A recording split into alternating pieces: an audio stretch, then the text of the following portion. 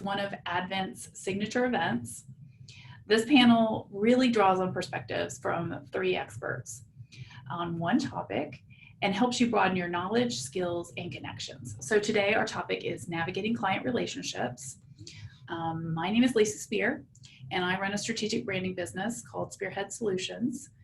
And I help new businesses create their brands and existing businesses strengthen their brands. And I'll be the moderator. We also have Mike Barugel, who I'd like to thank. He is helping us with all the behind the scenes support. And he is the general business counselor at the Small Business and Technology Development Center, where he helps existing small businesses grow, scale, and work through challenges. So we're going to start with a little icebreaker and a couple questions, because it's always a great way to have us get into topics. Before we jump in, Mike, do you want to just say a few words on logistics in terms of participants and how they can participate today? Yeah, for sure. So thanks, Lisa. It's great to be here. It's great to see some familiar faces amidst all the chaos of the year. So for our panel today, just a couple administrative things that'll help kind of get the most out of it. So we do have a chat, and you can change the to field to say all panelists and attendees to make sure that you're chatting with everybody here, not just the panelists.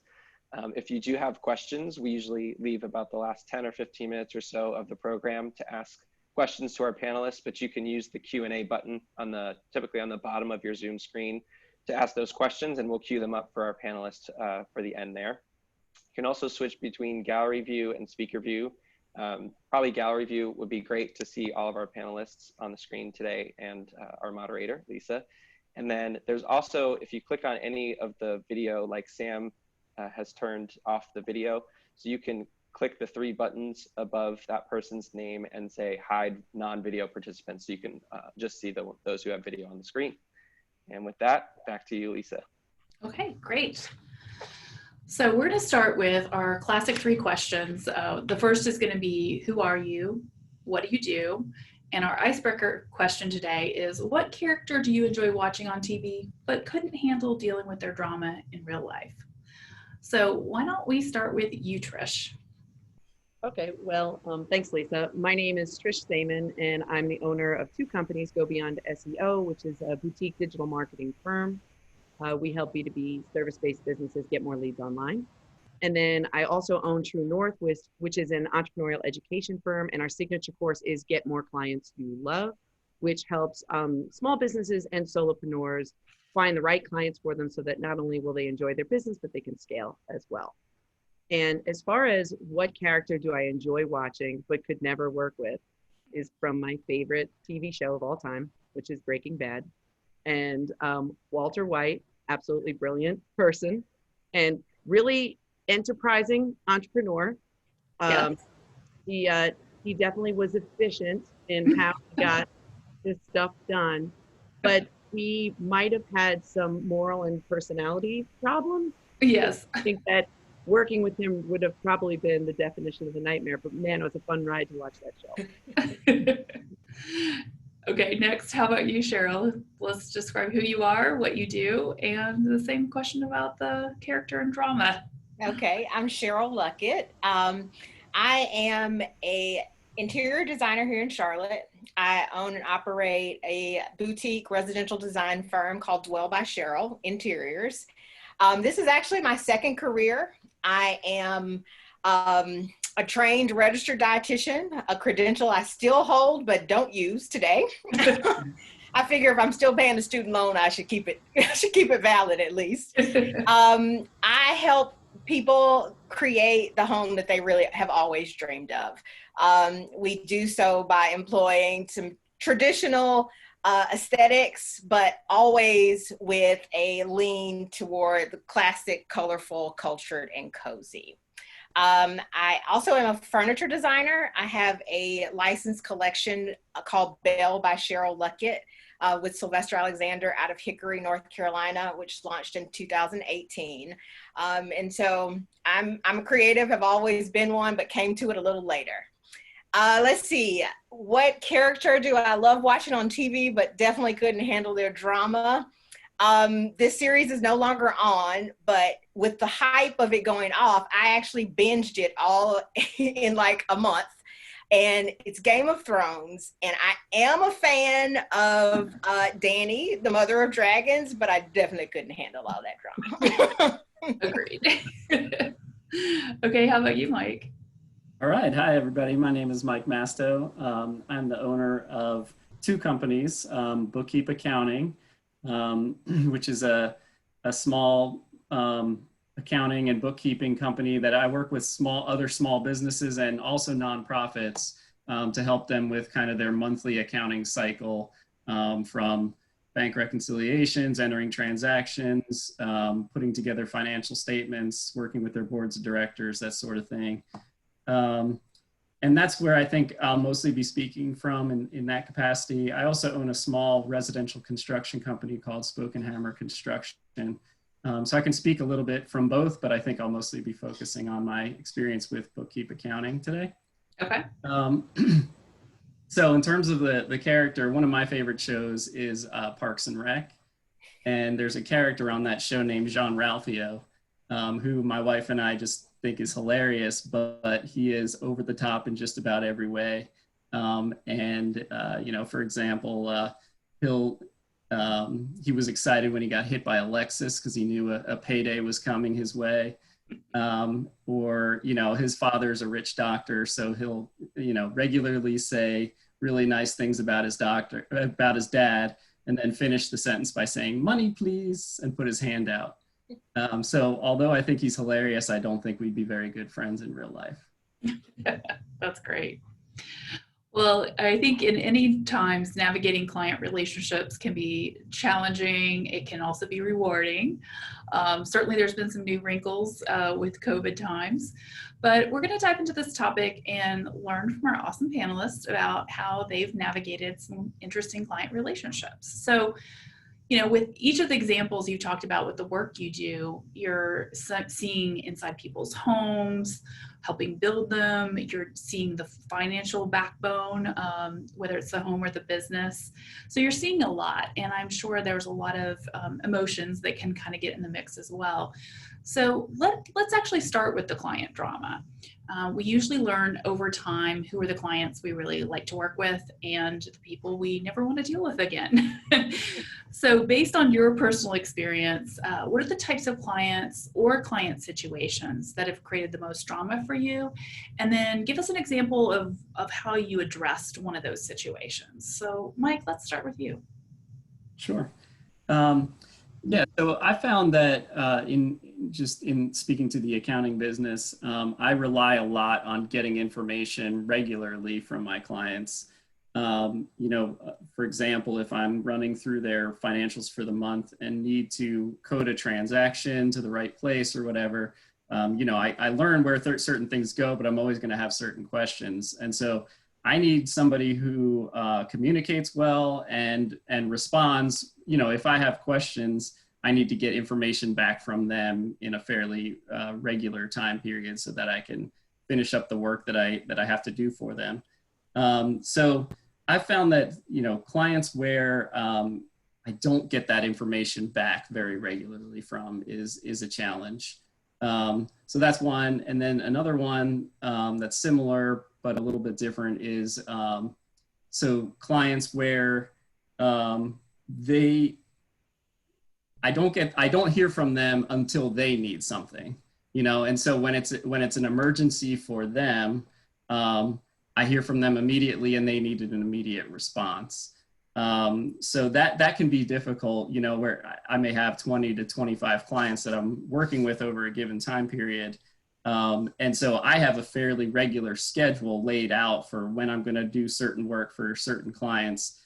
So it's those clients that come to me with like, oh, well, I have this grant that's due tomorrow and I need the following information today by 4 o'clock. I have a few clients where that's a very regular occurrence. And that's one where those are the ones that I find the most difficult in my role. And how have you handled one of those situations? Yeah, so for me, so one unique thing about about my business. I'm not sure to the same extent that it's true with Trish or Cheryl. I'd be interested to hear. But for example, with bookkeeping, the typical client that when you sign a client, they're typically with you for 7 years is the average, but there's no reason it's not even longer than that. So we are setting up very long-term relationships. It's not like a 2-week project and then they're done. So for me, it's really important if I'm noticing these things that I'm communicating it to them and saying, this is why this isn't this isn't sustainable. Mm-hmm. And I'll lay out exactly what I said, that the only way I can manage the workload that I have and meet the needs of of all the clients that I have is to work on kind of a schedule that I have to keep.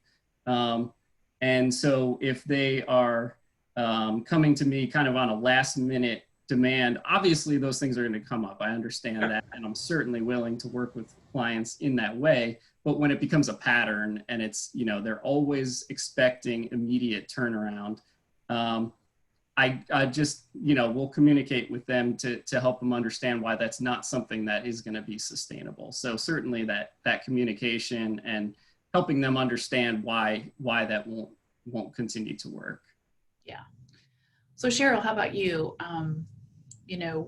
What are some of the types of client situations or types of clients that actually create the most drama for you? So I try to avoid them yes. At all costs, but that has taken some time to understand who are you avoiding. Or in order to know who you're avoiding, you have to kind of know who you're serving. So understanding who your ideal client is, how you like to work, and how to target those people is super important. We'll probably get to that a little later. Honestly, the client that comes to mind that was the most difficult taught me the most. I was fresh out of my other career, had just launched full time. It was my first big project. And it wasn't necessarily the project that was the issue. It was the personality fit wasn't great. She was a little controlling, and so am I. And so I learned from that experience that I need people who are willing to let go so that I can drive this process.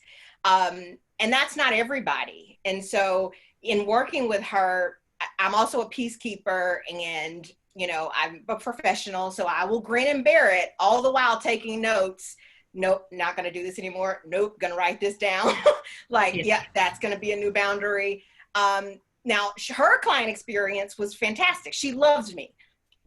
And I would probably never take her on as a client again, but she has no clue. And I think that's part of being a professional, but also so is knowing what you need to avoid. So sometimes you do just have to grin and bear it.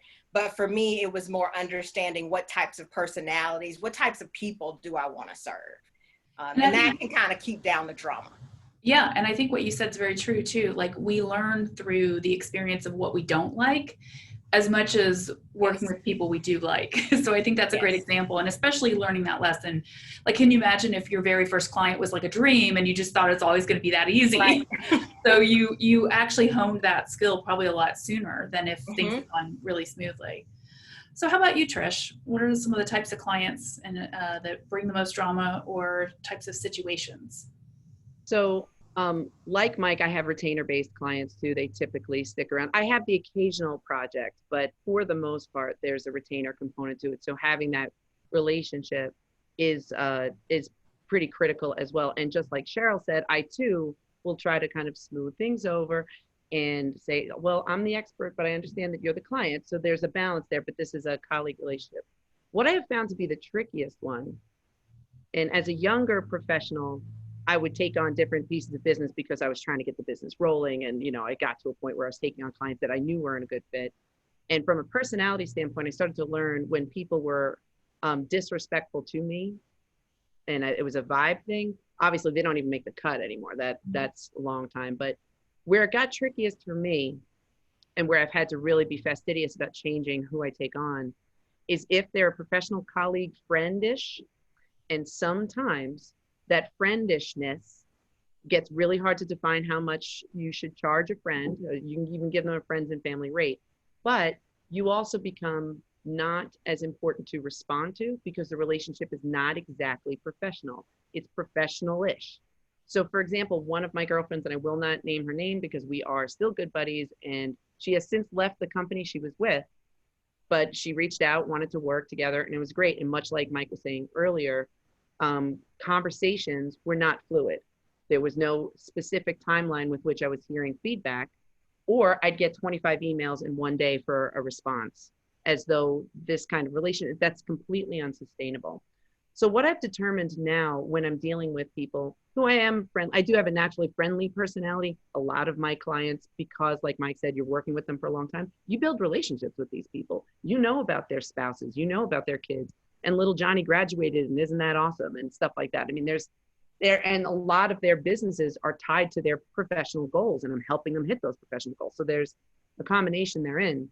But what I have found is that I'm almost obnoxiously clear from the beginning as to what correspondence needs to look like, and even give them the out. Like, are you sure that you want to work with me? Because work Trish is a little more tough than private Trish. So if you want to work together, and part of the reason why I did that is because my entire staff is relying on me too. They're not friends with everybody. So I'm making them jump through hoops for a relationship they don't even have. So right. Those are the ones that have been the trickiest for me. So the way I've managed it though is like hyper clarity, obnoxious levels of clarity from the beginning, so that everybody's on the same page. And if you step out or I step out, we know. Yeah, that's great. So let's keep going with you, Trish. How do you decide whether to fire a client or work through the situation if a client becomes a little difficult? That's it. Off with their heads, I say. No, I'm kidding. Where it gets, for me, it's a functionality and personality are two of the markers that I look for.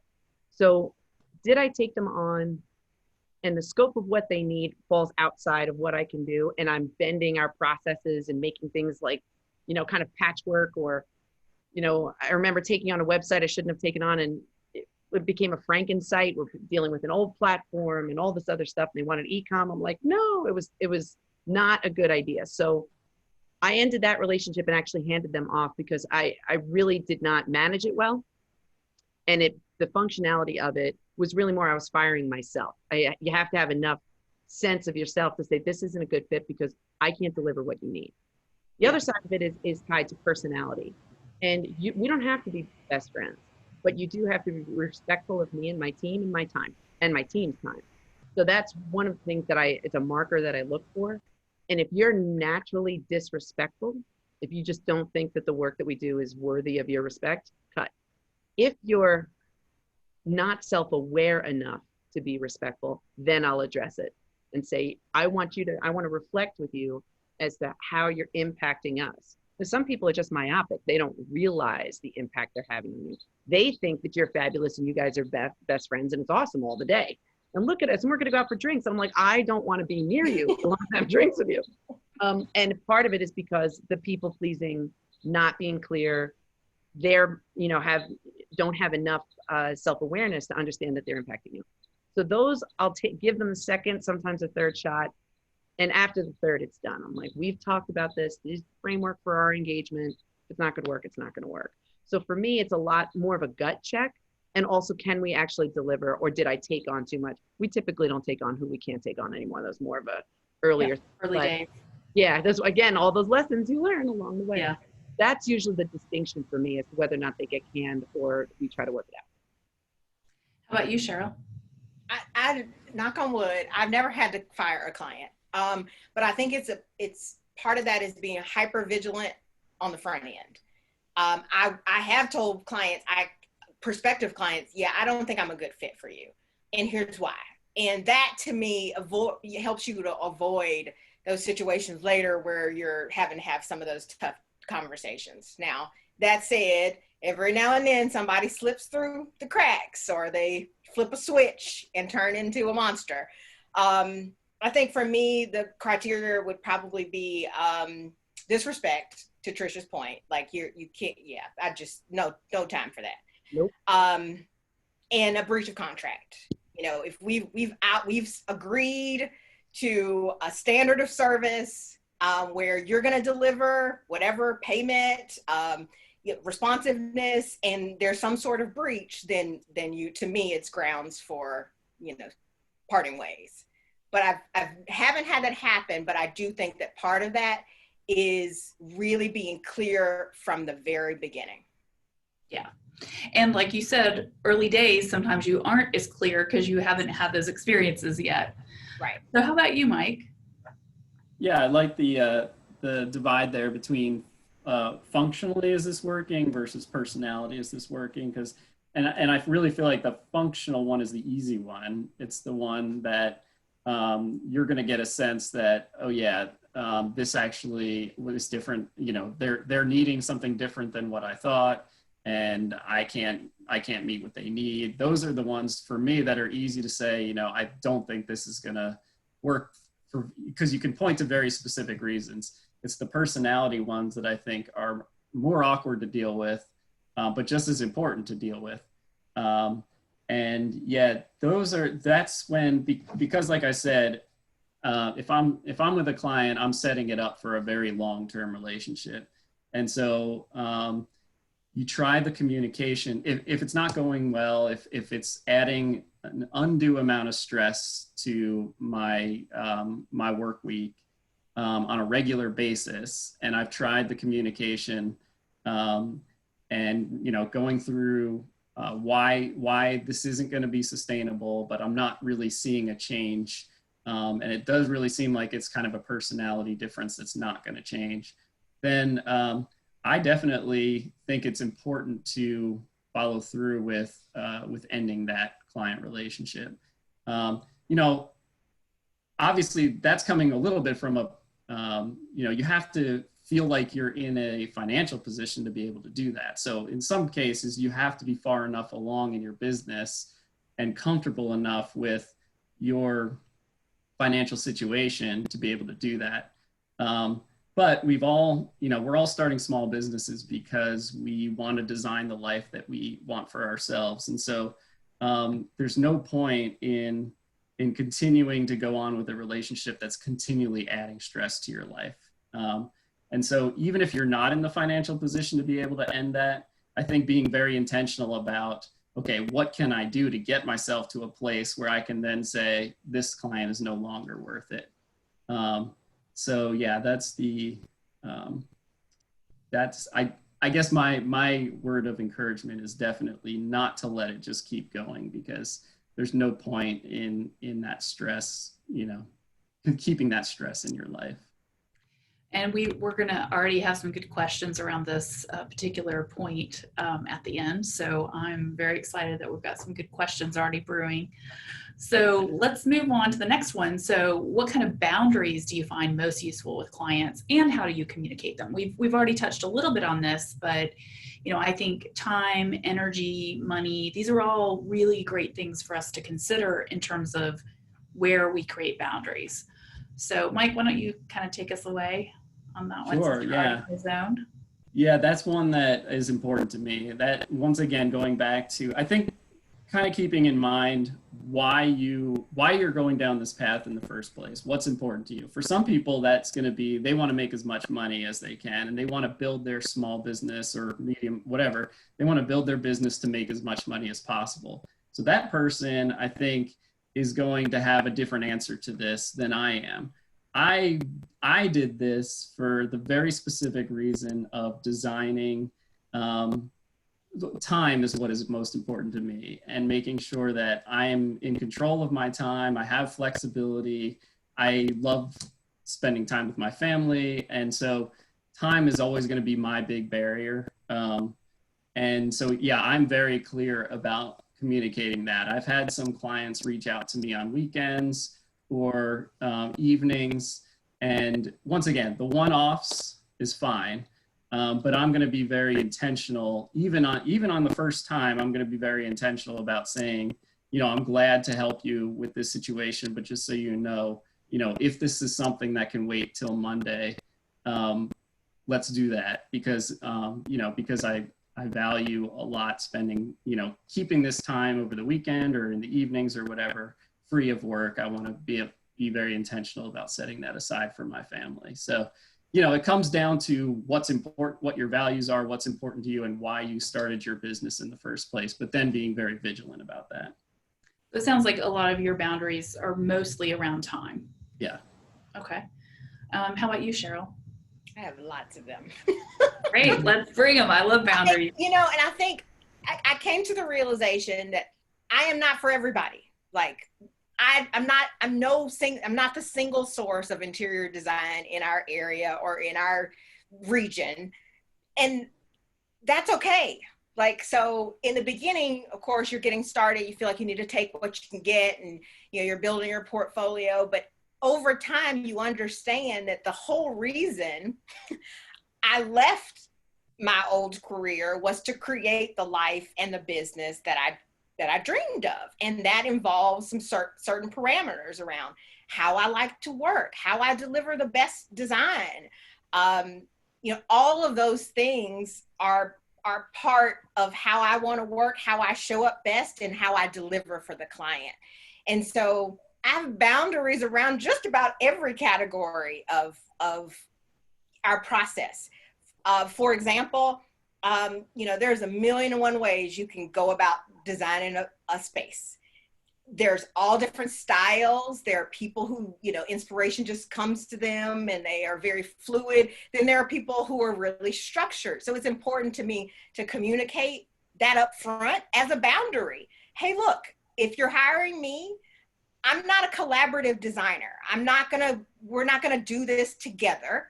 I'm gonna listen to you. I'm gonna take into consideration what you want to accomplish, your style, your preferences, all of those things. And then you're gonna pass the baton off to me and I'm gonna take it from there. That's how I'm able to deliver the best product for you. So it's the best for me, but it's also the best for you. If that doesn't work, it's okay. There's someone else who will work with you in the way that you need them to work. And so that's a boundary from the very beginning. Like Mike, there's boundaries around my time. I don't text clients, ever. Like, we're not friends. We might become friendly. To Trish's point, we might be friends later on. But this is not a friend relationship. This is a professional relationship. That's not to say that's right or wrong. That's how I work. That's the business I wanted to craft and create. So that's a boundary. So they're just all along the way. And I think it's just a part of creating the business that you want and then communicating how you work. And then you start to attract the people who are okay with that. Right. And I think it's so great because boundaries actually just allow people to say yes or no more easily. Yes. It's just clearer, it's cleaner, it's helping people know what to expect. Right. So Trish, tell us a little bit about the types of boundaries you find most useful with clients. I wouldn't say I have a ton, but I was kind of writing them down as we were talking. Time, certainly, energy, certainly, money, certainly. But where I come from is more, it's from a different spot. Can I help this person? That's actually a big boundary for me. If you come to me and you say, like, hey, I've got X amount of dollars and it's somewhere, you know, south of $200, and you want to, you know, be on the top of the Googles, which I did have somebody actually ask for to be on the top of the Googles, all of them. Apparently they're plural. I didn't realize, but she was very sweet. She just didn't know what she was asking for. And what I ended up doing was just kind of telling her, what you're trying to achieve doesn't need the Googles. Get some flyers and put them into the, you know, mailboxes in the neighborhood, sister. You don't need me. But that is an integrity. You guys hear all that? It's fun. Love COVID, man. Got to do this. Everybody's home. Nobody's at the office. Sorry. So am I in a position where I can help this person for a long-term engagement? Like, I'll leave them with, you know, some wisdom that if I have any to share. But can I help them? And the other thing is being true to myself. And if for some reason, and I can't name it, can't tell if it's the time, I can't tell if it's the money, I can't tell if it's the energy, I can't tell what it is, but something's off, I've come to get to a place where that's a boundary too, where I can't put a finger on this, but I'm going to regret this. I'm going to regret moving forward. And a lot of it is tied to the communication. Again, I agree. Don't reach out to me on the weekends. There's literally never a marketing emergency, literally never. So just it simply doesn't happen. PR maybe, marketing no. But the other thing that is interesting too, from a boundary standpoint, and it touches a bit on what Cheryl was saying, I'm more collaborative. I need to be in the service offering and that I deliver. But I'm not going to go gentle into that good night if I think that what you're trying to engage in is going to cost you time and money and ultimately cost my team. Like, sure, we'll just do whatever you say. You're paying us, right? No, you're paying me for expertise. That's what you're paying me for. Now, I'm not necessarily an expert in your industry, but I'm 100% an expert in this space. And if I don't know, I'll tell you I don't know. But if you don't know, I'll tell you you don't know too. And I think that that's an important boundary to have as well, because what it does is when you're not truthful to yourself, to your expertise, or to your client, it erodes the relationship over the long term. And it ends up going from a great client to a nightmare because you know, you didn't navigate it appropriately. So I don't know if that qualifies as a boundary, but it works for me. I prefer. So. And what's interesting is nobody touched on contracts. So I'm curious what role contracts play in helping with boundaries for you guys, if it applies. And this is open to anyone. I communicate all of those in the contract. Mm-hmm. Yeah. Mike? And just a general comment that applies to a lot of what we're talking about is I intentionally don't put like a long-term term on a contract. Mine's very much like, we're entering this contract just so we can, you know, spell out what our expectations are, what I can provide, and what cost I'm expecting from you. But this contract doesn't have, like, I'm not locking us in for 12 months, 6 months, because sometimes it only takes 3 months for either them or me to decide, no, this isn't a good relationship. And the last thing I want to do is for either of us to feel like this isn't a good fit, but we've signed a contract, so we got to make it last, you know? So I'm intentional about that with my contracts.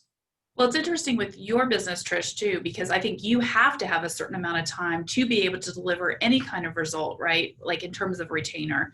So how do you handle that? So it's a great question. So certain parts of what I do have a faster ROI than others. If it's straight up SEO is growing a garden, y'all. Don't expect it to be overnight. Doesn't work that way. Pay-per-click, on the other hand, can turn around fairly quickly. And a website project, obviously, you know, Lisa, I don't have to explain to you. But what we do is actually a minimum 3-month trial period. And the way that I frame it is, it's not we're on trial. It's we as a relationship are on trial. It isn't just whether or not I can deliver for you, but are you going to be receptive to what we're going to need to? Because I'm not going to be held responsible for an outcome if you're not participating with the stuff that I need. I can't do that. So the 3-month trial period in the beginning is there with the sole purpose to see if what we're going to do is going to work. Because particularly with pay-per-click, we can tell fairly quickly. Whereas on the other side of it, are they participating in a meaningful way? And I also have a 30-day commitment to correct. If for some reason there was a miscommunication and either it's on them or on me, give us 30 days to fix it. If it's not, I don't care if we have a 12-month, 2-year, 5-year, lifetime contract. If it's not working, it's not working. And I'd rather Brent. So we put that clause in our contracts as well. But yeah, the 90-day trial is for both parties. It's not just for us. That's a great way of framing it. Now, I know, Cheryl, both of our businesses, we're doing project-based work. So how does the contract come into play for project work? Well, so the contract is for the length of the project. When the project is complete, the contract is over. And of course, I have a lot of repeat clientele. So while we start in relationships, they often return. Right. So that's a new contract. Yes. And as a fairly new entrepreneur, that evolves. That contract. So just because you worked with me in 2017, we could be doing things a whole lot different in 2021. So, I think it's important to revisit that and to literally spell out the terms this go round. And even in the beginning, when I first started, I used to say, hey, look, should you return this? I'm still learning and growing, and it may not work like this later on. And I think that's important to be up, especially because I started my business as a side hustle. And so my goals, while I had a job, a career, were very different than they are now. And so I was upfront in the beginning with telling clients, I'm not paying my bills with this. What I am trying to do is accomplish this. And I appreciate you helping me. And because of this, I'm doing it this way. but they are well aware. Many of them have returned, and now the rules are different. So I think it all comes down to communication. Yeah, I love that you brought the side hustle in too, because I think that for many people, that's how they start their business. Other people go the sink or swim route, no right or wrong way, but it does require a different set of guidelines for yourself of what you're looking for. Yeah. So let's move on to the next question. So what do you guys do to attract and maintain good relationships with your ideal clients? Because like you said, sometimes if it's a retainer, it's a long-standing relationship. In the case of like Cheryl and I, we do get repeat business because we do have a good relationship. So it's not just a one and done, it can come back around. So let's start with you, Trish. What do you do to attract and maintain good relationships with your ideal clients? Well, I actually have 4 points that I look for. And despite the fact that I've been at this for a while, I still have moments of imposter syndrome where I'm like, why is everybody gonna want to work with me and all that other kind of stuff. So the first thing I do is get my mindset right. I got to get in the right thing before I put out into the world. I don't want to go out from a desperate, like, oh, COVID hit. I want to make sure that I get all this business before. None of that. You got to come to the table knowing that you know what you're talking about and that people need what you do and are willing to pay for it. You have to kind of come to the table with the right mindset. The second thing I do is redefine market over and over. I know it sounds silly. Everybody kind of knows their ideal client. That can change because their mindset might change. Their needs might change. What's motivating them to purchase from you might change. So ideal client looks a lot like demographics, decides a lot through psychographics. So you want to consider both of those things when you're defining your market. And then can you tell people really quick what psychographics is? Because not everybody knows that term. Sure. So, and I don't mean to be like all highfalutin with a word like psychographics. It really is a pretty basic thing where what's motivating somebody to make a decision? Is it because their boss wants something from them? Is it because their kid wants something from them? Is it because they're feeling unsatisfied in one region of their life and they're going to purchase something to make them feel better? What's motivating them to purchase is not necessarily the same thing as demographic. Right. If I'm a Caucasian, blonde female, cisgender, 45 years old, living in Ballantyne, and there are plenty that look just like me. And I assure you, we're not motivated by all the same things. Some cases we are, some cases we're not. So you want to get down to the psychographics of why they're making the decisions that they're making. So anyway, that's the market. Third component of it is now that you know who your market is, you know how to craft a message to speak to them, because a more customized message converts at a higher rate. And then you take that message and you find out where they are and you put that message on the right medium. So mindset, market, message, medium. So.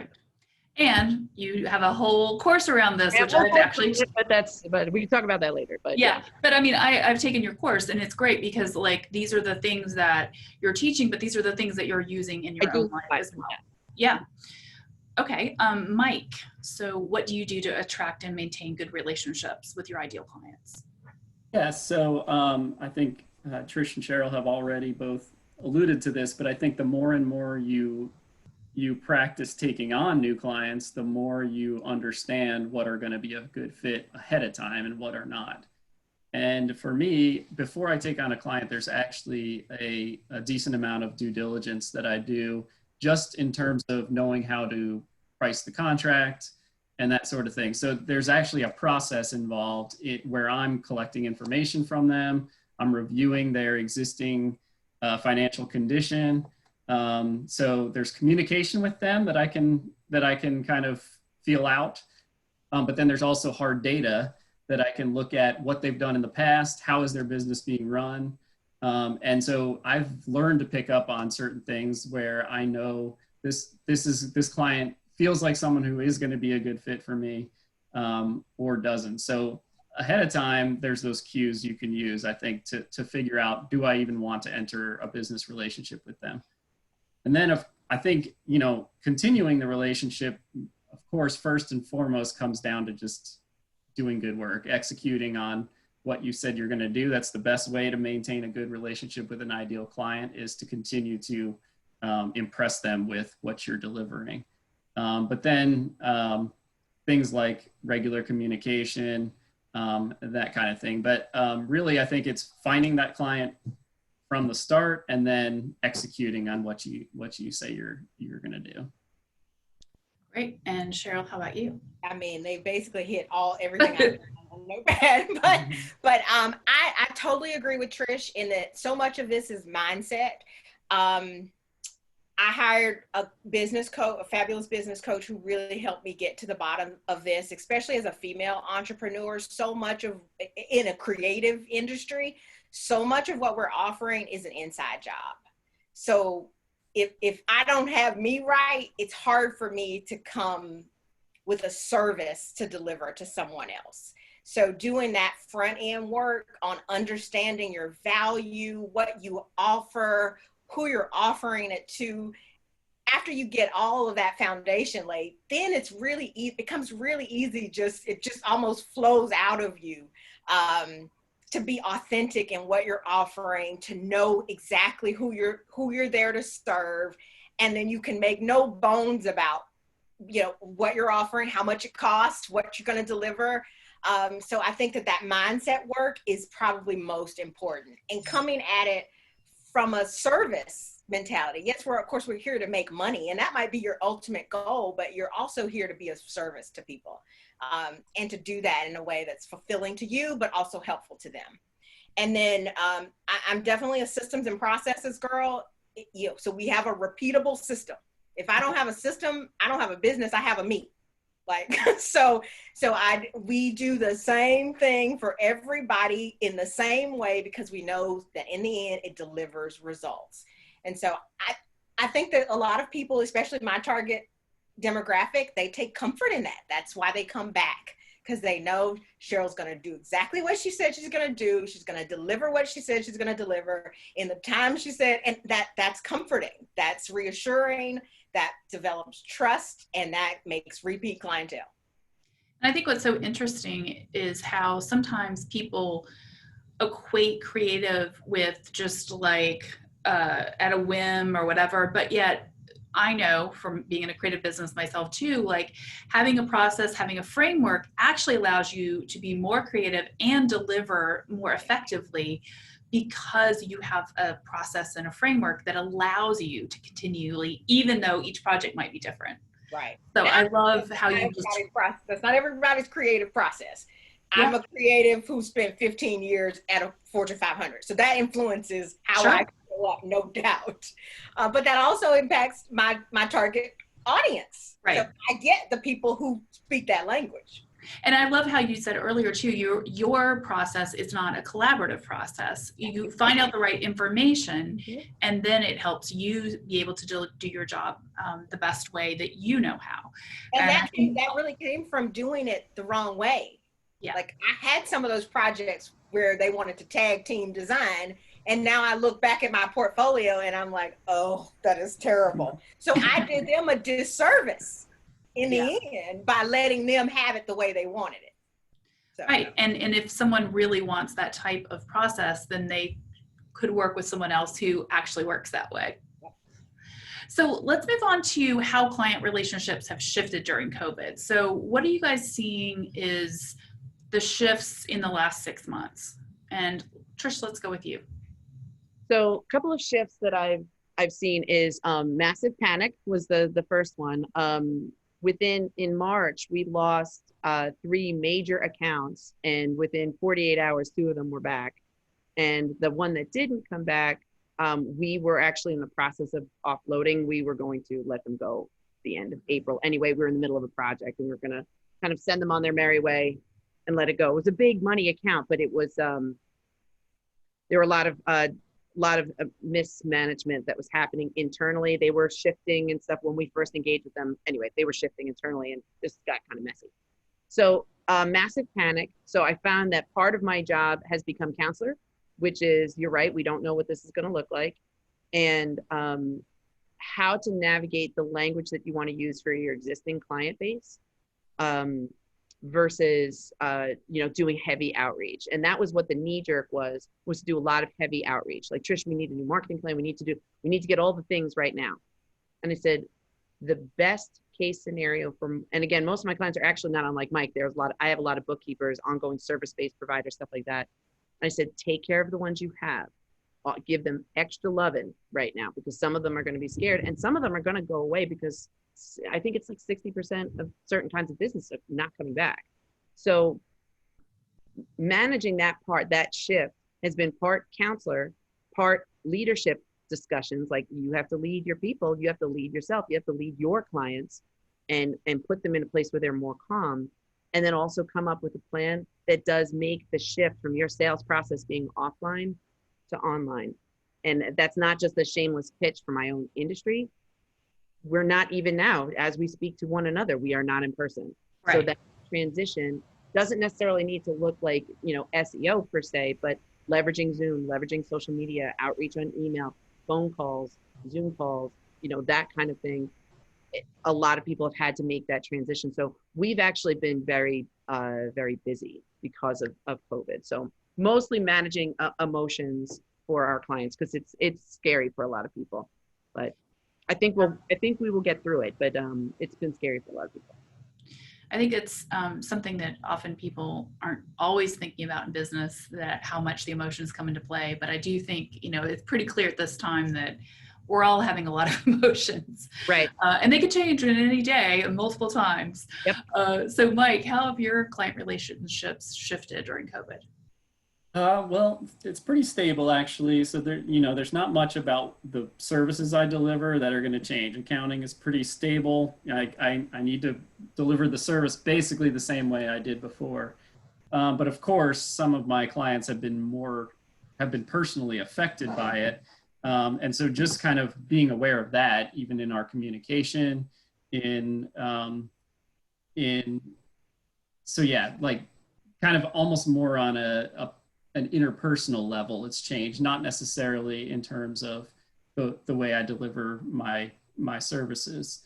The one thing I would say though is one thing I found that I can be helpful with is I see a lot of different clients navigating this in a lot of different ways. And so I can see, things that have been successful for one client, for example, securing a PPP loan or something like that.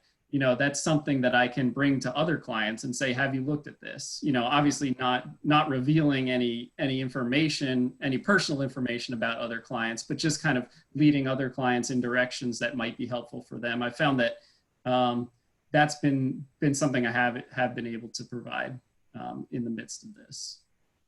How about you, Cheryl? Because I know yours involves some in-person work. So how's that been shifting things? Well, what's interesting is I'm in an industry that is so impacted by the stay-at-home order. Like, that's what I do, is create pleasing homes. Yeah. So needless to say, with everybody at home, after the initial shock of what do you mean we can't leave? Yeah. Then the phone started to ring off the hook, like literally big projects, small projects, freshen up, renovate, you name it. Everyone is working on their home. Yeah. And so managing, for me, it's been more a matter of managing the expectations, because yes, you and everybody else in America is making a home improvement, which means the demand is great, and the supply, because of shutdowns, especially in terms of delivering product. Mm-hmm. So I've had to do a lot of customer service. I'm so sorry, that's back ordered. No, we're not going to be able to deliver by Christmas. Like, a lot of that. Okay. More recently. But I think for the existing clients that we had, I worked remote before. We use Zoom before, but of course I do a lot of in-person work. What I found initially was I had to deal with the people's disappointment, because many of those projects were about to be completed. We were coming up on the Easter holiday. They were excited about having their project completed, and then everything came to a halt. Yeah. So we had to kind of shift to a more personal approach. Like one random Friday, we sent everybody flowers. Just look, here, we stuck at home. No, you don't have your new stuff. I'm sorry, but here's something to brighten your day. So we really had to kind of go a little bit more personal, just to kind of manage that disappointment and of the delay of things. That sounds like a really great solution. So I'm going to leave off the last question because we actually have some audience questions that I want to make sure that we get time to answer. So the first, and Mike Barugel, if you want to come back in and lead this part, you can, or I can just quickly run through this. But I do want to make sure that we get time. There's 3 questions that are already queued up for us. Cool.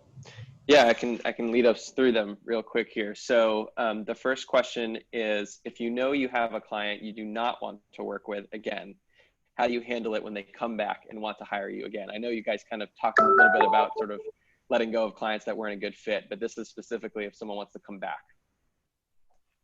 And everyone doesn't have to answer. One person can answer. For me, I always say capacity. I'm sorry, I'm not available to take you on at this time. And I don't give any reason, like I'm too busy. I don't lie about it. I'm not available to take you on at this time because I'm never available to take you on ever again. So I think that, being clear without being unkind is the way to go, and just saying, I'm at a point right now where I'm not available to take you on at this time, and just leave it there. Okay.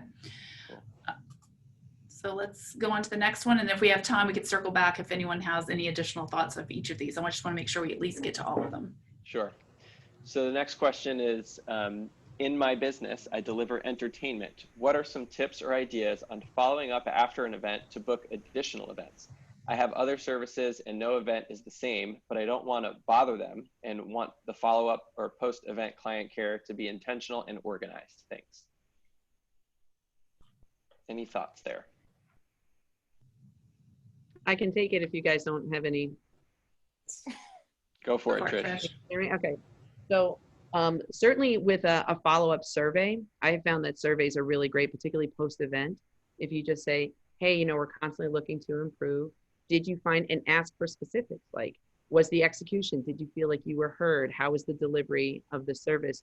Do you have events coming up in the future that we can support you with?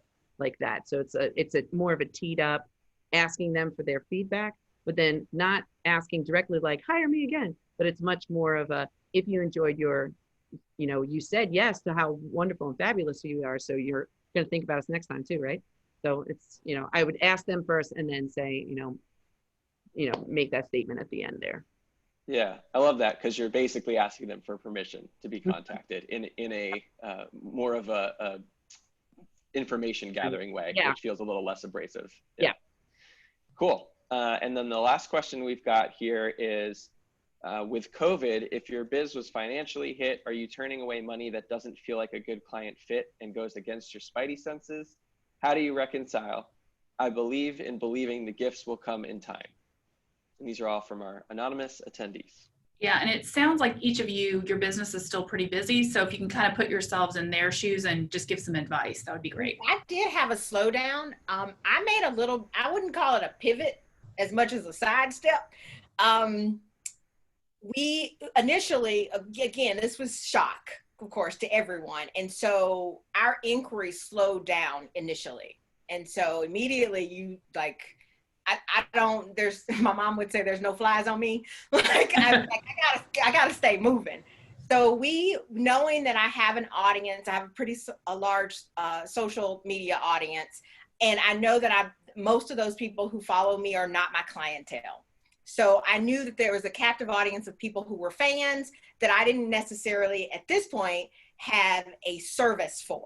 So we created an online course called Homeschool. Literally, you're at home, you're stuck, you can't afford to hire me, you're unsure about the future. Let me help you create the home that I would create for you if you were my client. And so 3 modules, quick and dirty.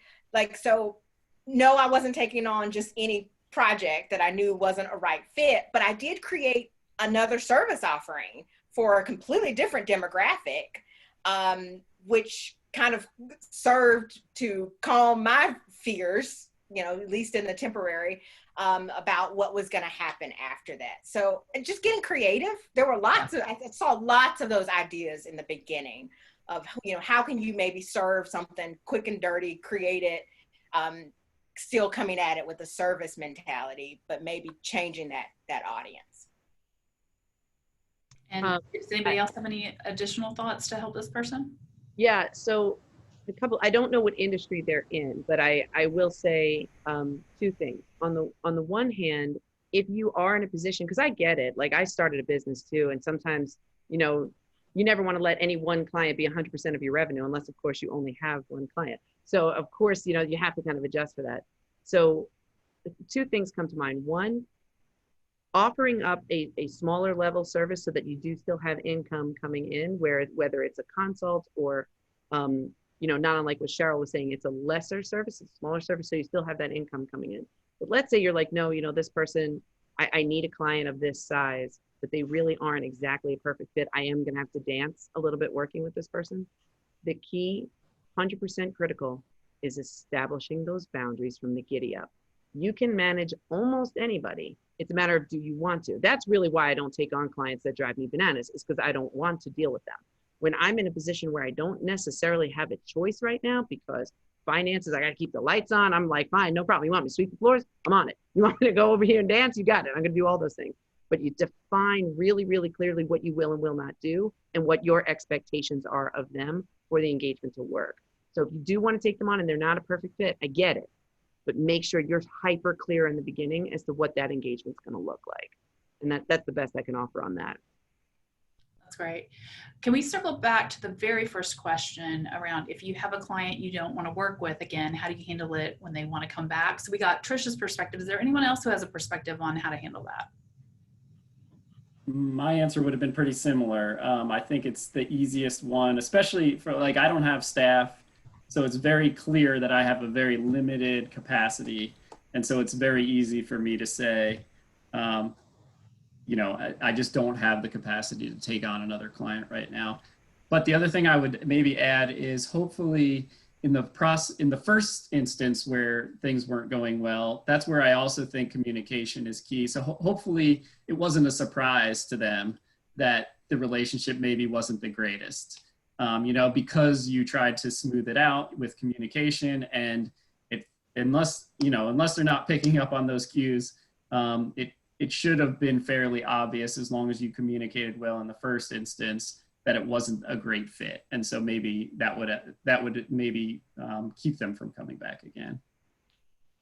I also love the phrase that you said earlier, Trish, like, I'd fire myself, because I think sometimes it's also easier for somebody else to hear, like, hey, I mean, you know, you don't want to relate it to dating, like it's not you, it's me.